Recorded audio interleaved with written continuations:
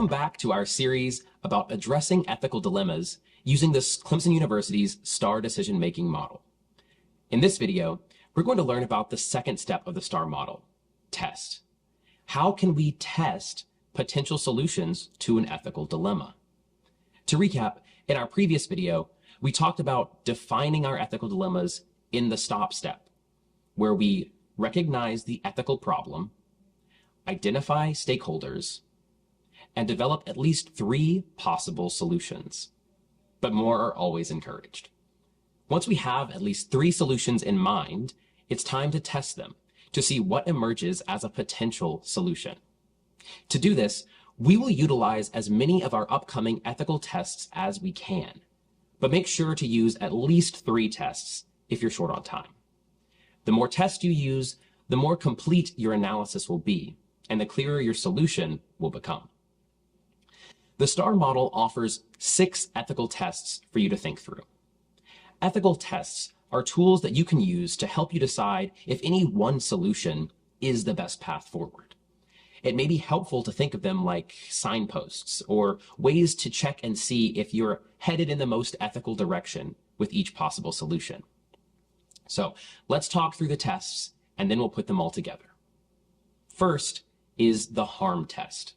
For the harm test, we ask ourselves, does this solution do less harm than other solutions?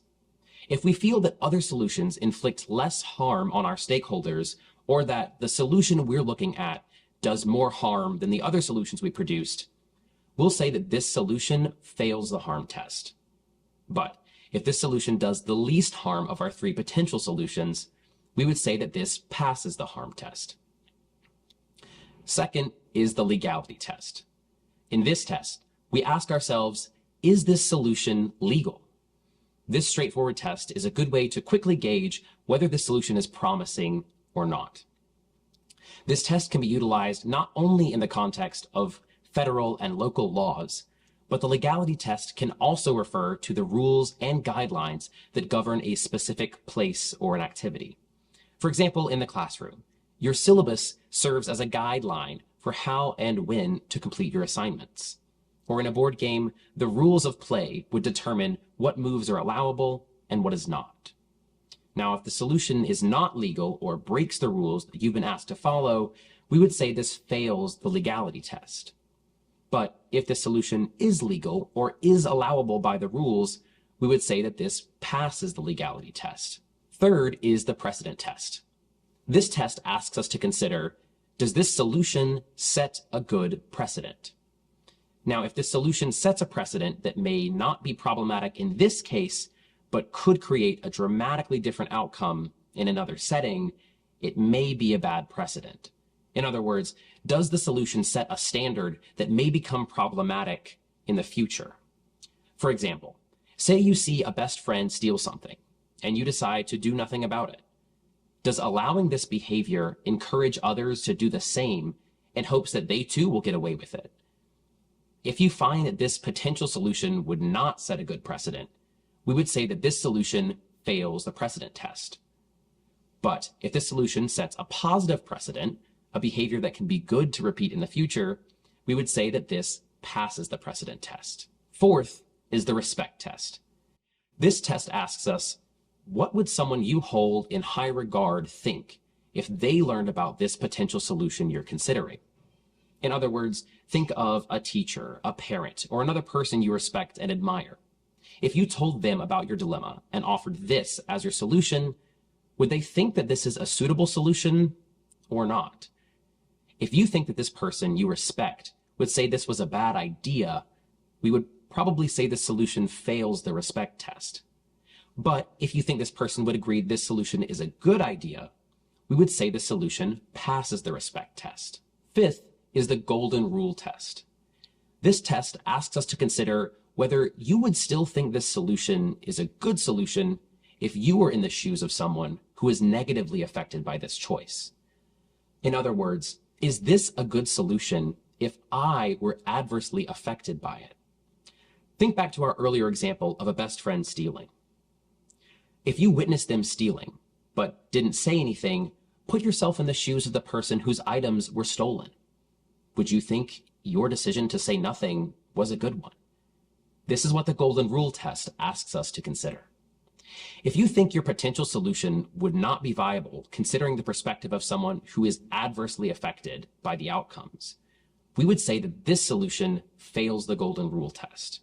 But if you think that even the negative consequences of your choice would be acceptable if you were in the shoes of someone who was negatively impacted, we would say that this solution passes the Golden Rule test. Lastly, we have the peer or colleague test. Now, this test asks you to consider, what would my peers or my friends say when I describe my problem and suggest this as my solution? If you asked your closest friend, someone who really has your best interests and the interest of others at heart, what would they say? If they would say, hey, you might want to think twice about this and try something else, we would say that this solution fails the peer or colleague test.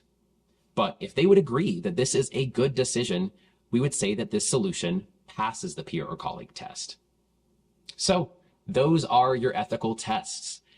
Now, there are going to be some situations you find yourself in where it may not be clear if a solution passes or fails a test.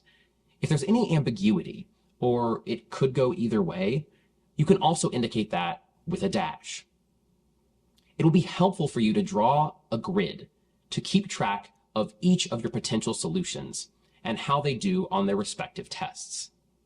So to recap, for at least 3 of your possible solutions, you need to run them through at least 3 of these ethical tests.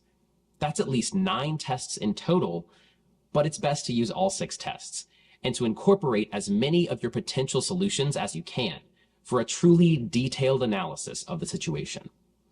Now, as you work through each potential solution, you'll fill in each box with an X, a check mark, or a dash to indicate if the solution passed or failed the tests. In the end, you should have something that looks like this. Once you've gone through all the ethical tests, the next step is to pick the right solution for your situation. In the next video, we'll talk about identifying your best solution, making your decision, and why it's important to reflect on the outcomes. Thank you for watching.